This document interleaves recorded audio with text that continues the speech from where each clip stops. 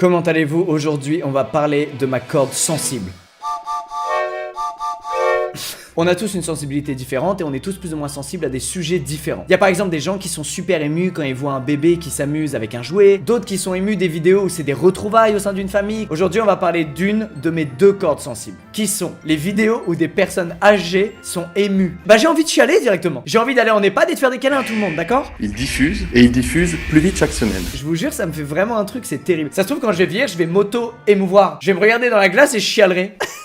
Ma deuxième corde sensible, et là elle est ultime, c'est les vidéos d'animaux. Les vidéos où par exemple un chien retrouve ses maîtres après s'être perdu pendant 6 mois, ou quelqu'un recueille un écureuil mal en point et ils deviennent meilleurs potes. Dans le genre, il y a la chaîne The Dodo dont j'ai déjà parlé dans plusieurs vidéos, vous la connaissez probablement, c'est des vidéos de sauvetage d'animaux. Au début tu vois un animal vraiment mal en point, il le récupère, il l'apprivoise peu à peu, il se met à leur faire confiance et à la fin de la vidéo il est resplendissant. Voilà, elle me met tellement mal ces vidéos que maintenant quand je la regarde je fais des avances rapides. Tu sais, je clique à plein d'endroits différents de la vidéo pour juste la voir en express, sinon je suis trop triste. C'est grave, ça va pas du tout. Bref, on va parler de 3 histoires qui sont semblables à celle d'Hachiko, l'histoire la plus connue d'un animal qui est in love avec son maître. L'histoire d'Hachiko, je vous la résume en 3 phrases. Hidesaburo Ueno allait au travail chaque matin, donc il se rendait à la gare de Shibuya et son Akita l'accompagnait, Hachiko. Il retournait passer la journée à la maison et puis en fin d'après-midi, chaque jour, il retournait tout seul à la gare pour retrouver son maître qui rentrait du travail. Malheureusement, en mai 1925, Hachiko, en fin d'après-midi, est devant la gare. Comme tous les jours, il attend le retour de son maître. Sauf que ce jour-là, son maître ne va pas revenir du travail puisqu'il est décédé d'une hémorragie intracérébrale sur son lieu de travail. La famille de Hidesaburo Ueno essaie de trouver une nouvelle famille à Hachiko, sauf que systématiquement, il s'enfuit et il retourne au domicile de son ancien maître. Et chaque fin d'après-midi, il se rend à la gare de Shibuya dans l'espoir de voir son maître sortir de la gare et de pouvoir rentrer à la maison avec lui. Les jours passent, les semaines passent et tous les jours à la même heure, Hachiko est devant la gare de Shibuya à attendre son maître. 10 ans après, en mars 1935, Hachiko décède. Et là, un truc un peu glauque, ils ont pris ses restes et ils l'ont empaillé.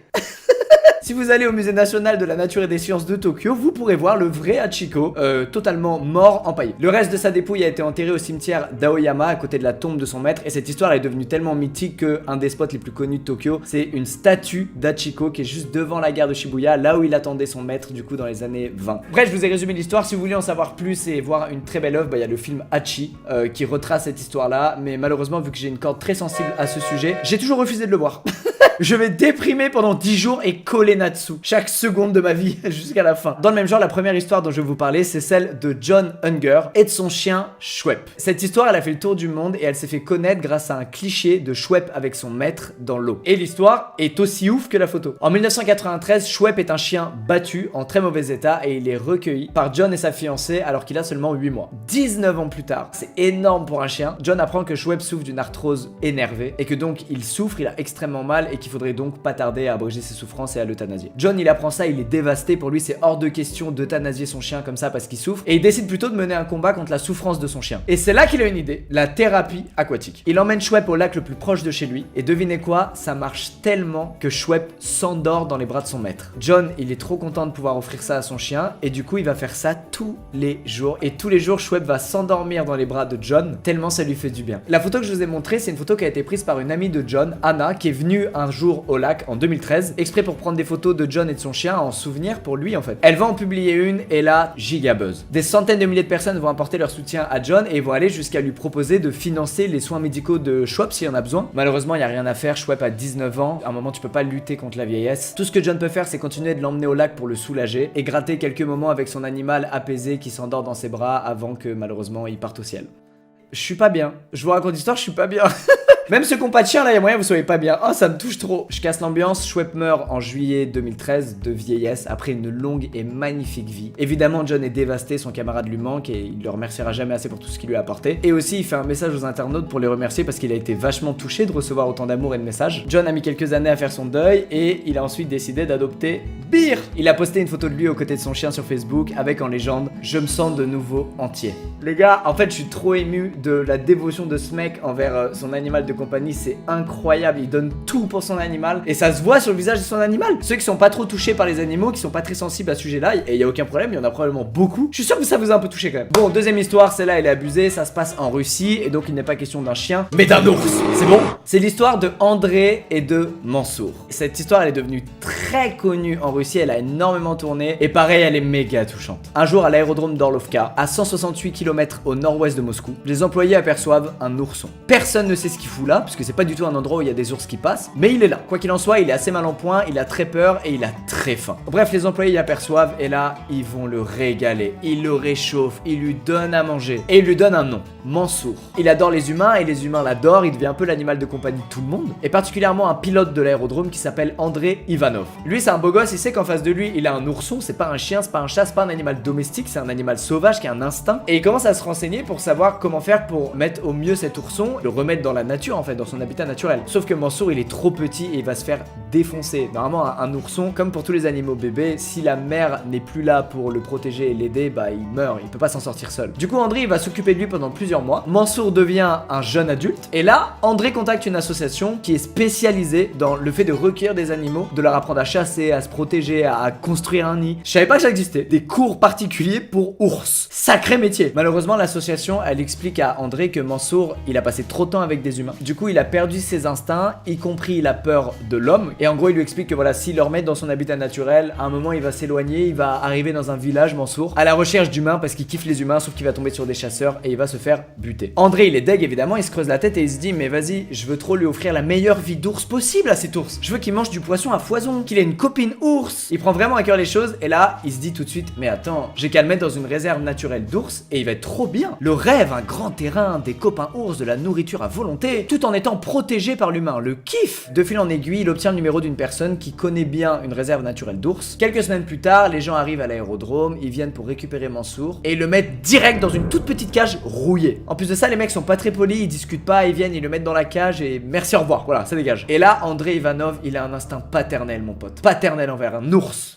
Il enquête et il découvre que au bout du chemin, la voiture n'a pas pris la direction de la réserve naturelle pour ours, qui est située à plusieurs heures de route évidemment, mais a pris la direction opposée. Étrange. Pourquoi? Les jours qui suivent, André il continue de creuser, il continue d'enquêter, et tous les employés de l'aérodrome enquêtent aussi. Ils kiffent Mansour, vraiment c'est leur bébé. Et là il découvre qu'en fait il a été emmené dans un centre d'entraînement de chasse. André réussit à se procurer l'adresse du camp en question et il se rue là-bas en caisse. En arrivant, il est rassuré, Mansour est dans sa cage, il a maigri, il a le poil dégueulasse évidemment, il était pas du tout bien traité. Il lui rend Mansour et il lui fait un méga câlin. André il a expliqué que Mansour est venu vers lui et lui a attrapé les jambes en mode câlin, il se frottait et tout. Moi j'aurais très peur à sa place. Il va donc ouvrir une cagnotte destinée à construire un enclos de ouf comme dans les réserves naturelles pour Mansour. Et devinez quoi, la cagnotte cartonne. L'enclos est construit, Mansour il vit enfin dans un truc digne d'un ours adulte et André et tout le staff qui bosse à l'aérodrome ils sont trop contents. Aussi Mansour, devinez quoi, il refuse de manger du poisson et de la viande. Il mange que des fruits, des légumes et des œufs. Il est végétarien cet ours. On dirait une blague. André il racontait qu'il joue avec lui et quand il devient un peu de ces genre trop nerveux et que du coup ça peut être dangereux parce que clairement s'il te mord un peu trop fort l'ours bah t'as plus de main, bah il le prive d'attention. Genre il le voit pas de l'après-midi. Et Mansour l'ours il comprenait et du coup après il se comportait à carreau. C'est génial. Depuis André Ivanov il continue de prendre soin de Mansour, il lui rend visite très régulièrement. Et l'histoire a fait le tour de la Russie, la cagnotte continue de grimper, du coup l'argent sert à aménager mieux l'enclos. Et il a même pour remercier les gens et entretenir cette cagnotte fait un live 24/24 grâce à une caméra qu'il a mis dans l'enclos de Mansour. Et du coup tu le vois hiberner, tu le vois se balader, kiffer, c'est vraiment marrant. Évidemment on va faire un petit tour sur le live, on est obligé. On veut le voir maintenant Mansour.